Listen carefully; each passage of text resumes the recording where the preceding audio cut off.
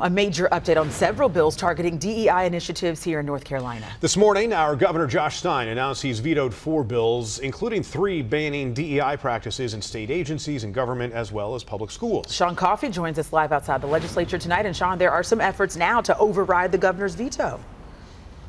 Yeah, that's right, Lauren and Steve. And those 3 anti-DEI bills that Stein vetoed earlier today would have cut public funding from supporting DEI initiatives. It would have barred hiring practices based on DEI in state government and at state agencies, and cut it virtually entirely out of public education from K through 12 through higher education. Today, critics of those bills are calling Stein's vetoes a major victory.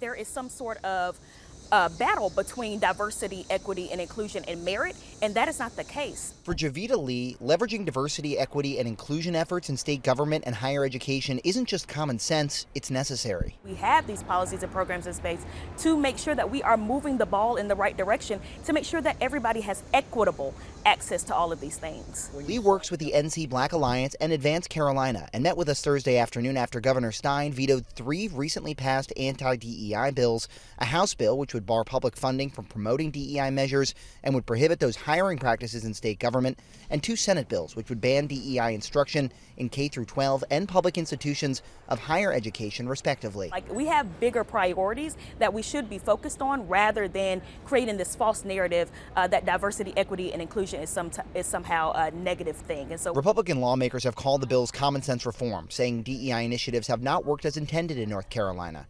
During debate of one of these bills, for example, Senate President Phil Berger said so-called DEI initiatives were pitched as a tool to help our children better understand our history, when in reality they're merely a facade used by Democrats to alter curriculum to fit their agenda. Democracy North Carolina's Desmara Gatewood says DEI initiatives are rooted in a painful history. These initiatives have been put in place because for so long people were not hired based on whether they were qualified or whether there was merit.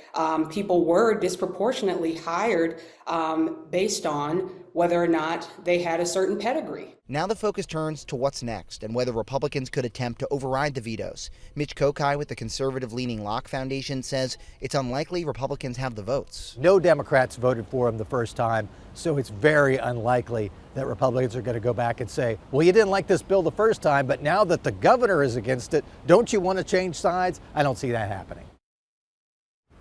In addition to the governor's action on those anti-DEI measures, he also vetoed a 4th bill which sought to prevent sexual exploitation of minors, but drew fierce criticism for defining biological sex and defining only male and female genders. We're live in Raleigh. Sean Coffey, ABC 11 Eyewitness News. All right, we'll keep an eye on that. Sean, thank you.